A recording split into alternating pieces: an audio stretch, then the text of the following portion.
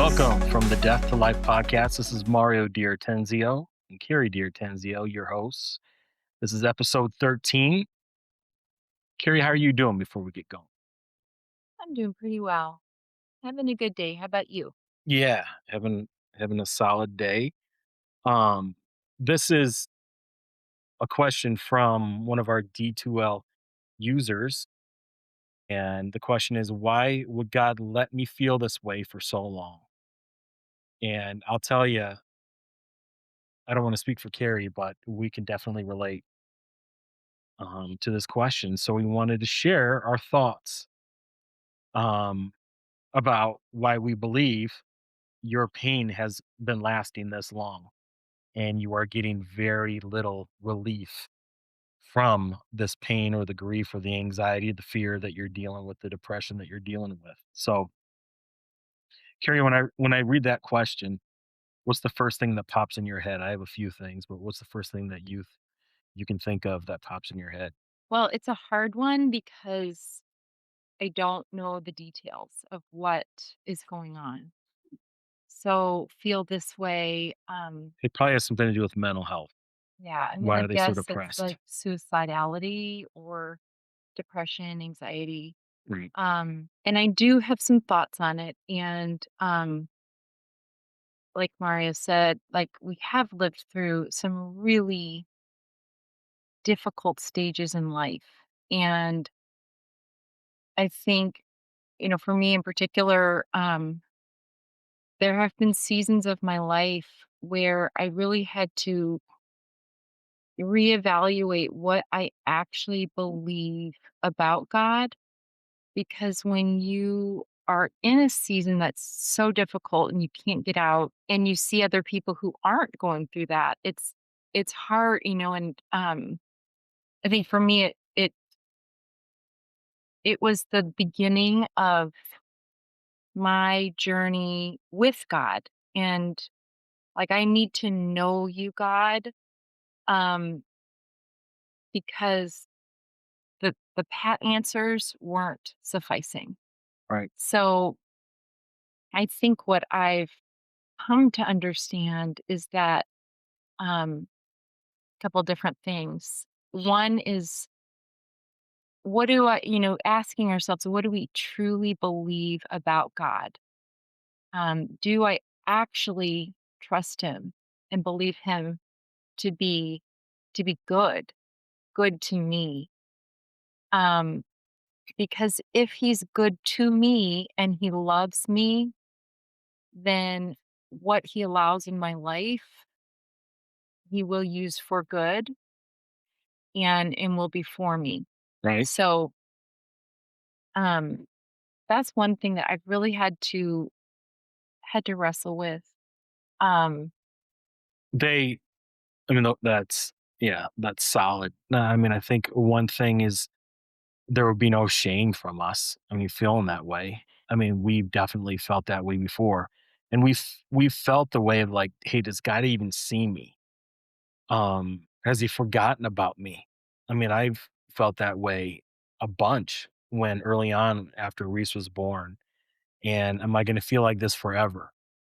There are so many people that reach out to us that feel this way. And I think this is a safe place for you and a place where we can relate to what you're going through and to share with you that there's no shame in it. I mean, there is a sense of it's a normal way to feel. I mean, we have individuals and theologians that we know that struggle, big time pastors and big time spiritual leaders that struggle with this every now and then. God, are you actually there? And it's normal. It's all part of the process. yeah, I think the question, God, do you see me? Do you hear me? Um is a common one when you're struggling. Like Oh my gosh, are yeah. you paying attention to this? Yeah. And the truth and that's kind of what I was getting at is like what do you actually believe about him?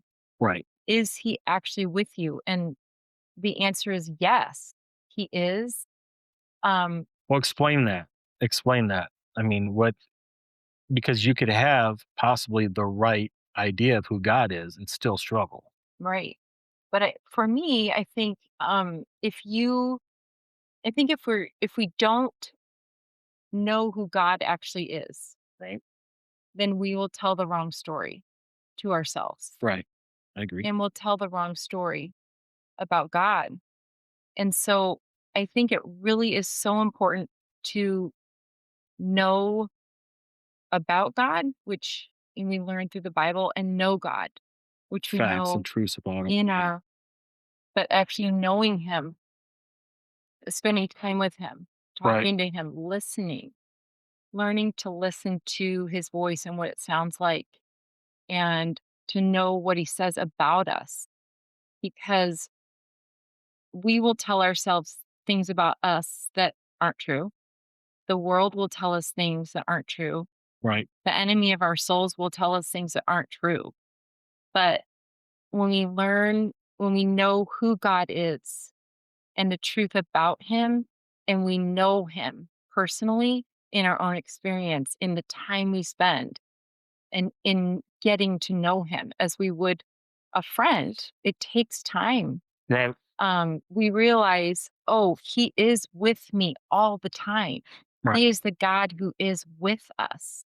One of the things that you said that I think is so true is we got to get control of those lies that we tell ourselves about who God is and what he's doing, Mhm. or that we allow. Is God In our punishing me? thoughts.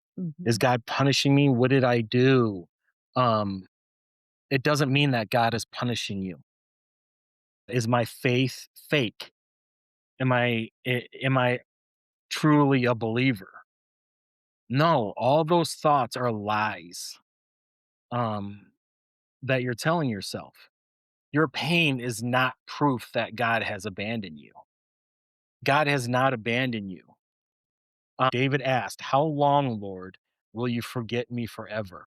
But I think also what's interesting about David, you start with the story of him with Goliath when he was young. He was a teenager at that point. He wasn't Yep. king yet. Um, but he had faith to know, like, God's with me. I can do this. I can take he had faith. He trusted God at that point. But if you study the life of David, like, he did some really bad stuff along the Yeah, way. he's a murderer. I He's mean, known, adulterer, everything. um, but he also, um, was the bloodline through which Jesus came, and, But how did um, God look at David? and he ended up calling him a man after God's own heart.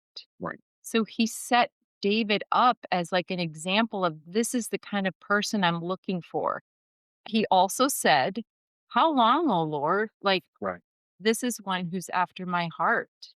He is an example, and he wasn't perfect, like, Right. and he went through seasons that, like what we go through, and he failed, but he always came back, and he always restored himself to God. Right. But I think that's a great example. What's really annoying to me is when it's starting to get more and more annoying now that we've gone through the grief that we've been going through. Uh, is when people say everything happens for a reason, and that annoys me. And I'm sure there are people listening right now that are in the thick of it, in the deepest of valley right now, that they're kind of rolling their eyes, going, "Yeah, okay, thank you." I mean, sometimes our pain has a clear cause. Sometimes several of those things are happening at once. Sometimes those there are many things happening at once that make the perfect storm, that make our lives miserable and feel like we're totally alone and God isn't paying attention to us. But I don't think you'll ever hear us say, um, "You're going through your depression, you're going through your grief or anxiety, but just remember this: everything happens for a reason." I mean, there's no need to pretend that we don't know exactly why you are enduring your pain as long as you have. I mean, we don't know, and it's different for everybody, right? Yeah, I mean, that's why I was saying this question's kind of hard because we don't know the circumstances, and Right. sometimes we do go through suffering that we caused, you know? We Yeah. do go through things that, like, we can point back, like, if I because I made that decision or because I did that, I'm suffering, and, um, we've all been through things like that. And then there are things that we suffer because of somebody else, because of something someone else has done or Right. not done. Well, I mean, let's make it real simple. But It's then like there's also why hang on, there's also times that we suffer when it's not something we did, it's not something somebody else did. It's right. just it is. And like God's allowing it. And um What about those individuals that wake up every morning and they don't wanna live anymore? yeah, They would rather not wake up, and it's a constant battle with their mental health. What would you say to them? I would say, again, I don't know everybody's circumstance, but I would say, for many people, we can change our circumstances by the way we think Right. and what we think. I think a lot of times we suffer or we're burdened because we misunderstand who God is and that we think we have to fix things ourselves. Right. We are responsible for our own healing. We are responsible to just get it together. But, Jesus, I want to share a couple verses that really are life changing to me. Um, Jesus wants us to come to him. Right. Um, and he wants to come to us. And God is not at a distance. He hasn't left you. He's No, not like he's he's dealing with something on the other side of the universe. closer than your breath. Like if Right. you can think the closest, the word for God in the Hebrew Yahweh is the sound of your breath. Like there's that's not a coincidence. Like you are breathing. And God is that close. But he wants to come to us and he wants to serve us. He is inviting us into relationship with him. Um, and I love this verse. I just want, like, if you're burdened today, if there's something burdening you, and usually there's something burdening, if each of us is like, what's burdening me today? We can find something. Um, and I just feel like if something's burdening you, you're not meant to carry that. Like, I love this verse. He says, this is in Matthew 11. He says, come to me. Jesus says this, come to me, all you who are weary and burdened, and I will give you rest. Take my yoke upon you and learn from me, for I am gentle and humble in heart, and you will find rest for your souls. For my yoke is easy and my burden is light. Yep. And I love that because he's basically saying that burden you're carrying, you are not meant to carry that alone. You are not. Why are you carrying that alone? Yep. Give that to me. And He it's also said not the that Lord is close to the brokenhearted. I mean, it says that in scripture. It's a truth. It's not a lie. he's And he very saves close. those who are crushed in Yes. spirit. But he wants us to cast our anxieties It on all. him, to Yeah. give our burdens to him. All of it. And it's not a one-time thing like, "Oh, I gave my burdens to Jesus and now I'm better." It can be a moment by moment thing. Right. Um, and so when you feel burdened, like just maybe today, tomorrow, when that burden comes up, remind yourself, "Oh yeah, I was not meant to carry this." Jesus is saying, "Your burdens are mine. Like you're not meant to carry that. I'm carrying it with you. Like Right. let's do this together. Let me help you. I'm with you. It doesn't all depend on you." The other one that I love so much is Isaiah 26:3. Jesus says, "I will give perfect peace to to wait, I it's like, "You will keep in perfect peace him whose mind is fixed on you." And he says, "Fixed on you," which is also means, your mind and your imagination is fixed on God Right, because you trust in me. So he will keep in perfect peace. Okay, I want perfect peace. The one whose mind and imagination, so your mind and your imagination, so what you're imagining will happen today in the future, keep it fixed on God because you trust in him. So that's like a choice. We have to choose, we have to learn how to trust him. right. But Jesus is the representation, the perfect representation of who God is. And he came and lived a perfect life on earth, um, so that we can imagine what Jesus is like, what God is like in the person of Jesus. So you can fix your mind on Jesus and the life he lived and who he was and who he is, and keep your mind in perfect peace because you know he's trustworthy. And I Guys, think that is like, that's amazing. no, Love. it is amazing. But one of the things I want you guys to understand that are listening, that maybe this faith thing is new, maybe you don't have any faith, is we're not talking about religion. This is not a cheesy, churchy show. I mean, this isn't what it is. I mean, this is you're listening to two individuals that have hit rock bottom multiple times. And if it were religion, um, I don't think we'd be here right now. And something that kind of piggybacks that is that um, you need to remind yourself that Jesus is not asking you to perform for his love. And I get that often, even with people in the church. It's like, I got to do this, I got to do that, I got to do this, I got to fix my life, I got to, I got to look presentable. Um, I got to sound spiritual. I got to pray the right way. I got to say the right words. And I mean, basically, all you have to say is that, God, I'm angry. God, I'm tired. God, I do not understand what is going on in my life. God, I don't feel you. God, help me to stay. I don't want to be here anymore. Um, that's a prayer. That's a prayer. And I, but you don't have to be in a perfect mindset, a perfect place. You don't have to say the right words to gain God's approval. That's religion.